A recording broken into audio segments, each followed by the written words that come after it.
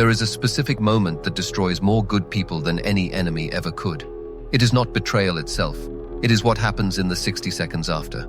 The moment someone hurts you, watches your face for the damage, and then says 4 words that have ended more careers, more fortunes, more dynasties than war ever did. I'm sorry, forgive me. And you do. Because you were raised to. Because forgiveness feels like virtue, and virtue feels like safety. And safety is what you have been chasing since the day someone first taught you that being good meant being soft. Machiavelli watched men destroy empires over this exact reflex, not weakness of arms, weakness of memory. The prince who forgives too easily is not merciful. He is broadcasting to every person watching exactly how much they can take from him before anything changes. Think about the last time someone hurt you and you forgave them within the hour. Not because they earned it, because the silence afterward felt unbearable, and forgiveness was the fastest way to make the discomfort stop. That was never forgiveness. That was a nervous system buying relief on credit. And someone, somewhere, is going to collect on that debt again. Today we are going to dismantle the most dangerous reflex you have, not your anger, your forgiveness. And by the end of this, you will understand exactly which behaviors should never be forgiven again, and why the people who never learn this lesson keep losing the same war over and over to the same kind of person. You were taught that forgiveness is unconditional, that holding a boundary makes you bitter, that the bigger person always lets it go. This is one of the most successful psychological operations ever run on a population, and it was never run by any single person. It was run by convenience. Forgiveness is convenient for everyone except the one doing the forgiving. Think about who benefits when you forgive instantly. Not you, the person who hurt you benefits. Because instant forgiveness removes consequence, and removing consequence removes the only thing that was ever going to stop them from doing it again. Dr. Robert Cialdini, one of the most cited researchers in the psychology of influence, identified something he called the reciprocity principle, the deeply wired human instinct to repay what is given to us, including emotional debts. When someone apologizes, they are not just expressing remorse. They are issuing a social debt that demands repayment. And the fastest, easiest repayment available is your forgiveness. Here is what nobody tells you about that transaction. The debt was never yours to forgive in the first place. They created the wound. They do not get to also dictate the terms of its healing on their timeline for their comfort, but you do it anyway. Because not doing it feels like cruelty. Because somewhere in your conditioning, someone convinced you that a person who sets conditions on forgiveness is the villain of the story, and the person who forgives everything instantly is the hero. Machiavelli would have found this conditioning almost comedic in its danger. He wrote that injuries should be done all at once, because men forget a single sharp pain far faster than a slow, repeated one. The corollary is just as important and far less discussed. A man who shows he forgets sharp pain immediately is inviting more of it. Not because his enemies are cruel by nature, because he has shown them the cost of cruelty is nothing. This is not a chapter about becoming bitter. This is a chapter about understanding that forgiveness without consequence is not kindness. It is an open invitation, mailed directly to the person who already proved they would use it. Dr. Jonathan Haidt, the moral psychologist whose research reshaped how we understand ethical instinct, identified something critical about how forgiveness actually operates in the human brain. Moral judgment, Haidt found, is not primarily a rational process. It is an automatic emotional reflex that rational thought arrives to justify afterward. This means most forgiveness is not a decision at all. It is a reflex, fired before conscious thought ever arrives, and then defended with reasoning constructed after the fact. You do not choose to forgive, you forgive, and then you explain to yourself why that was the mature thing to do. Think about how fast you have forgiven people in your life who never once apologized properly. People who gave you a half explanation, a shifted blame, well, you also. And you took it. Not because the apology was sufficient, because the discomfort of withholding forgiveness felt worse than accepting an insufficient one. Haidt's research shows this reflex evolved for a reason. In small tribal groups, rapid reconciliation kept the group functional. Holding grudges in a group of 40 people you depend on for survival was genuinely dangerous. But you do not live in a tribe of 40 anymore. You live in a world of millions of strangers, dozens of acquaintances, and a small handful of people who actually matter.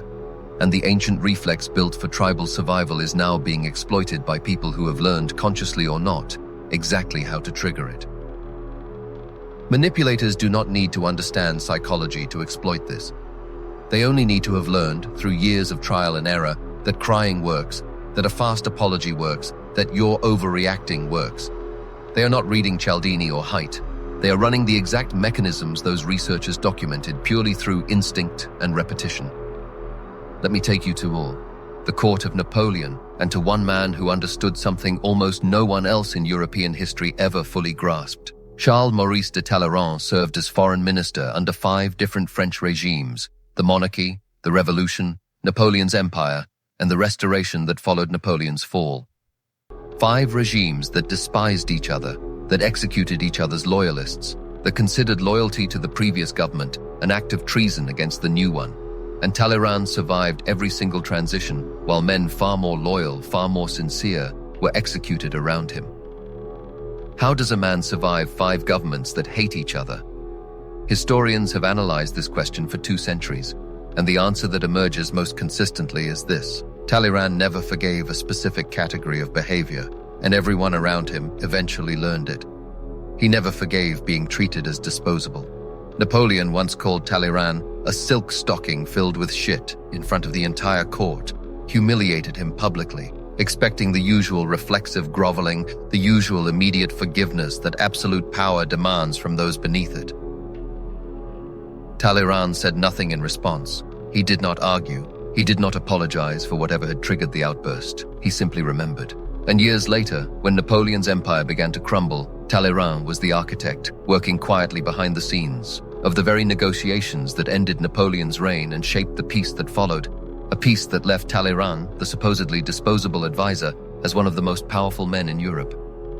Here is the part of this story almost nobody tells you. Talleyrand never publicly raged against Napoleon. He never made revenge his visible mission. He simply never again extended the same trust, the same unguarded loyalty after that single category of behave. Public humiliation, treating him as disposable, had been demonstrated once. He forgave Napoleon as a person. He never forgave that behavior. And the distinction between those 2 things is the entire architecture of what we are building today. Now let me take you somewhere else entirely, to a study far less dramatic than Imperial France, but in some ways more disturbing, because it happened in an ordinary American boardroom, not a palace. Organizational researchers studying workplace betrayal found a consistent pattern across decades of case studies. Employees who reported instances of being undermined, credit stolen, or quietly sabotaged by a colleague, and who responded with quick, complete forgiveness and a return to normal collaborative behavior, were betrayed again by the same colleague at a significantly higher rate than employees who maintained visible, measured distance after the first incident. The pattern was not subtle. Forgiveness without behavioral consequence did not rebuild trust. It signaled that trust had never actually been at risk in the first place, which meant there had never been a real cost to breaking it. So, how do you actually do this? How do you become someone who never forgives certain behaviors without becoming bitter, cold, or impossible to be close to? There are 4 mechanics, and if you understand these, you will understand exactly why Talleyrand survived 5 regimes, while better, kinder, more loyal men were destroyed by the first one. Mechanic 1. Separate the person from the behavior. This is the distinction almost everyone gets wrong. You are not deciding to never forgive a person. People are complicated, capable of change, capable of growth. You are deciding to never forgive a specific category of action, regardless of who commits it.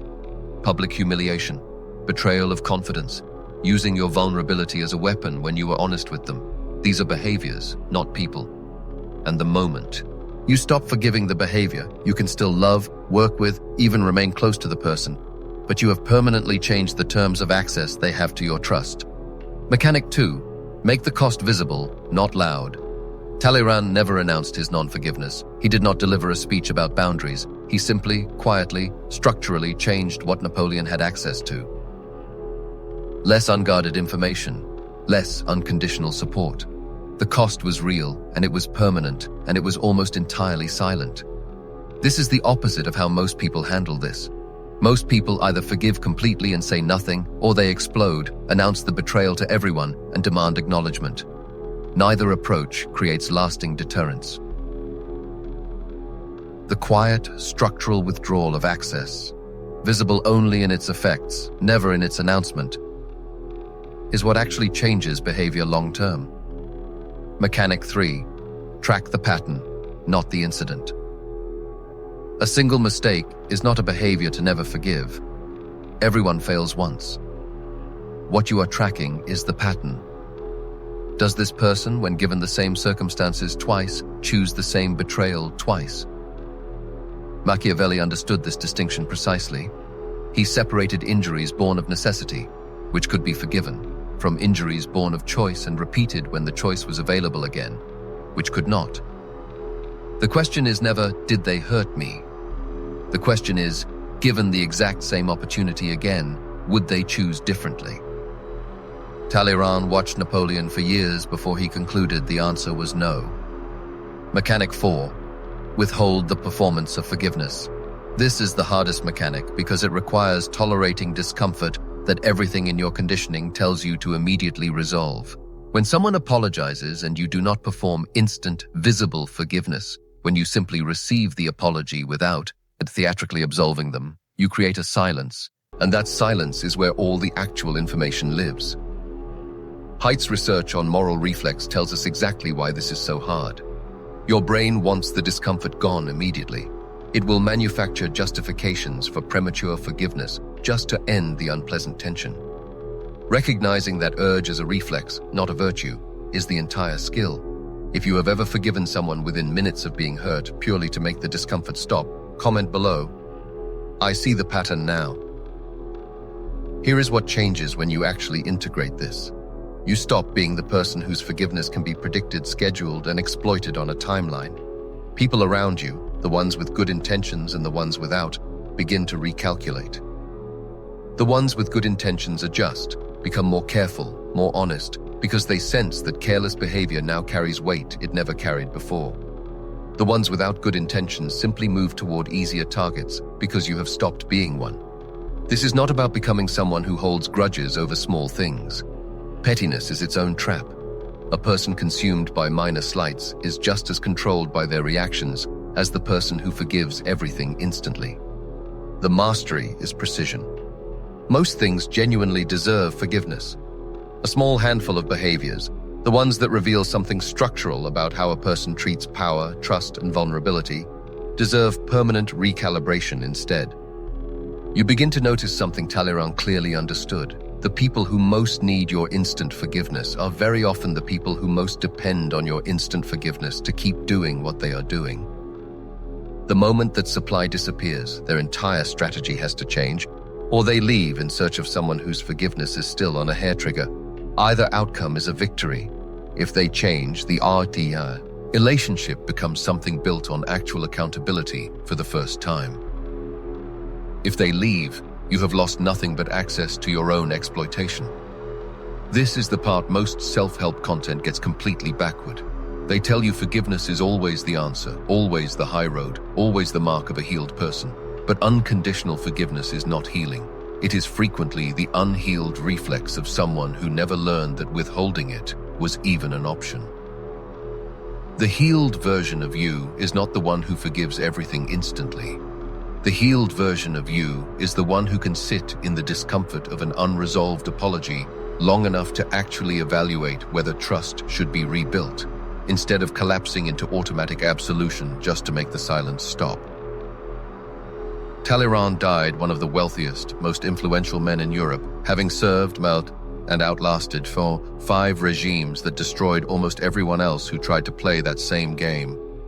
He was not remembered as bitter. He was remembered as the most dangerous man in any room he entered, because everyone in that room understood, without him ever needing to say it, exactly what the cost of betraying him would be. That is not coldness. That is the architecture of a man who finally stopped confusing his own discomfort with someone else's deserved forgiveness. In the next episode, we are going to examine what happens to the people who finally understand they cannot win your forgiveness back the easy way anymore, and the specific tactics they deploy when the old reflex stops working on you. Until then, understand this: forgiving a person and forgiving a behavior were never the same act. The moment you separate them, you will never again hand someone the exact instructions for how to hurt you and call it grace.